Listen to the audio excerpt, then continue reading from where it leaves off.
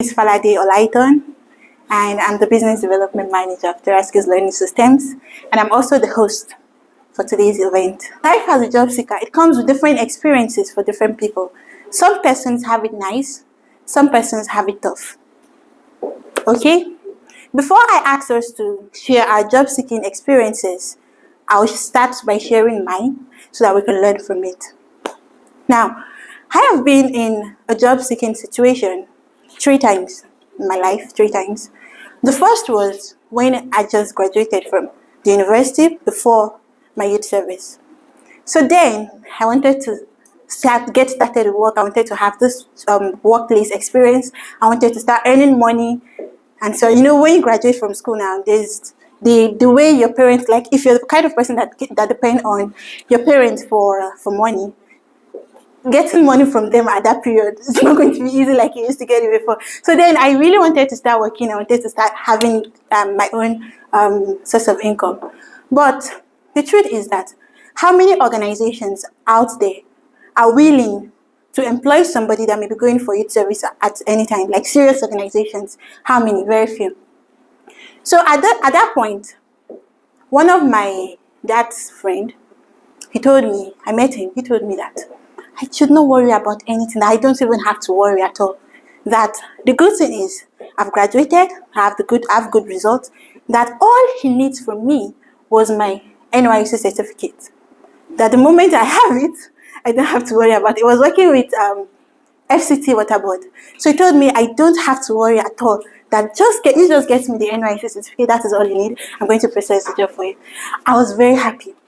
So now within that period of 5 months that I was waiting for my youth service, I wasn't too bothered, I wasn't too concerned, because aside from the hope that this man gave me, I also had high hopes on NYC. I believe that I was seriously hoping that NYC was going to post me to a very good organization where I was going to be paid very well, and even at the end of my youth service, I will be retained in the organization. And I think many of us can relate to that. So that was really my hope. That was what I had hopes on. But then, NYC came, and I was posted to an organization that was still struggling to survive. The organization was struggling to survive. And it became very down on me that getting retained in that organization was not feasible. So I had to double up my effort. So I started submitting applications online. I was visiting organizations as well. Then I remembered the person that promised me, my dad's friend. My dad was late, so he was like, your dad was a very good man, so I'm going to do everything I can to get to this job. I went to meet him. So I had the NYC certificate I asked for. This is it. So the job now. I started hearing different kind of excuses. Sometimes even to meet him was difficult. Tell me, don't worry, and just give me some time, give it some time, give it some. I started waiting. I was like, for how long will I wait? So that was when I learned my very first lesson, that I should not rely on promises.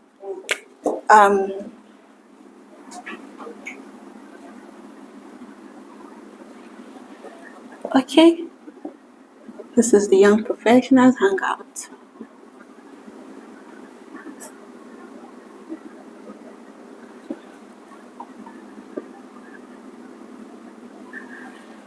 Okay, so I'm talking about the life of a job seeker. So the first lesson I learned was never to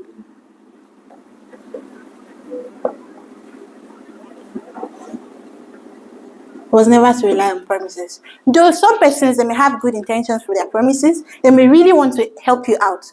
But the truth is that things happen.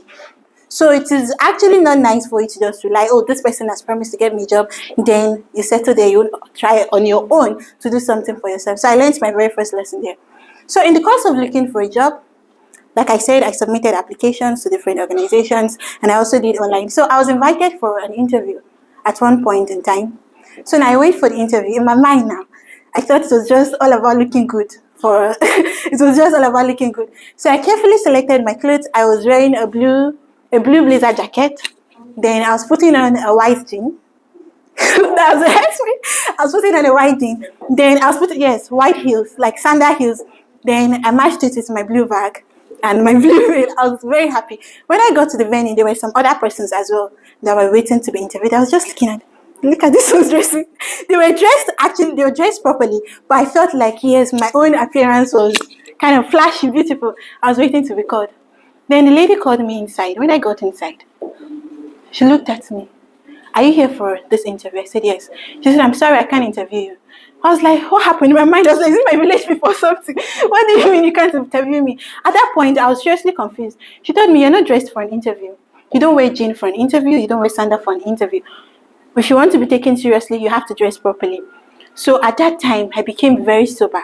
Now, I couldn't even stop. I was actually trying to, please, ma, hear what I have to say. This interview, I've been preparing so long for it. But she didn't even give me a chance to even talk about the skills I have or what I could actually bring to the table. So I learned my second lesson. That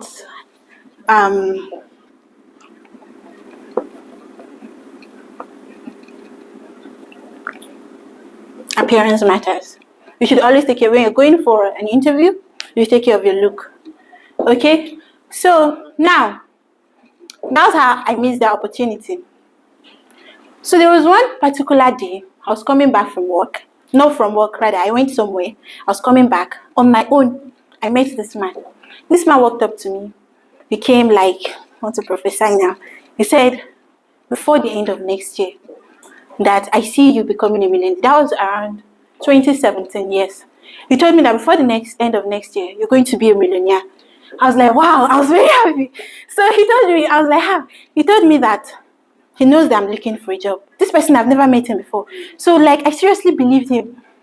So he told me that the organization that was going to give me a job there, he told me it was Standard Organization of Nigeria, SON. I studied chemistry and it relates to my field. So I was very happy. So he told me it's SON and I'm going to be paid very well, that I don't have any problem, that what I need to do, I should craft my application letter. I should even write it in pen. I shouldn't bother about typing. I should write it in pen. I should write it in pen. I should bring it to him. I was going to pray over it. Then I'll submit. He even told me the days to go. He said I should go on a Thursday. That I should go there, I should submit it, and I should expect wonders. Man, I was so happy. Every other opportunity that came at that time, I was just looking at them like, no. Because at that time, my sister was actually telling me there was a company that was looking for a secretary.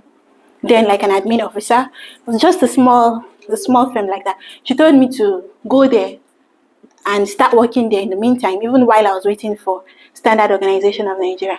I told her that, no, please, you should not stress me. those people, their pay is not much. I cannot that she should just leave me alone. Standard Organization, I already have faith, it's going to work, and I'm going to be a millionaire before the end of next year. So I had high hopes. But then, I just thank God. My mom, my sister, they put serious pressure on me that I should just go there first. Later, if Standard Organization of Nigeria, if it works out well, you go there. So I said, okay. I reluctantly went to take that job. And up to today, I'm very grateful that I actually took the job.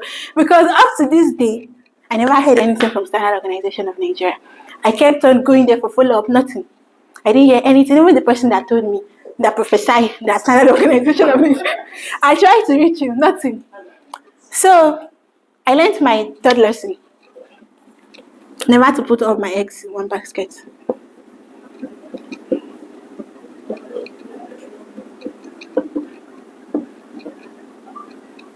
I learned my third lesson there. So there, I was now working in that organization. I started working there. And in fact, the experience there was beautiful. I studied chemistry, but I was working as an admin officer. So within that period, I learned a lot, acquired new skills. And even the salary then that I was looking at, this money is so little. Within 1 month, he increased it. Then within 6 months after, he doubled it again. So the salary went up even higher than I expected. So I was actually even comfortable. I became comfortable working there. I was enjoying the job. And I just kept on thanking God. Thank God I took this job. If I kept on waiting for Standard Organization of Nigeria, who knows what would have happened. So later on, I lost the job. After working for like 3 years, I lost it to COVID, when COVID came, because it was a corporate event management firm. And the work they required that people come together. So because of the COVID now, the work was serious. Yes, nothing was happening. So I was at home again for like around 5 months. Now imagine for somebody that has been working before, now you have to stay home all day.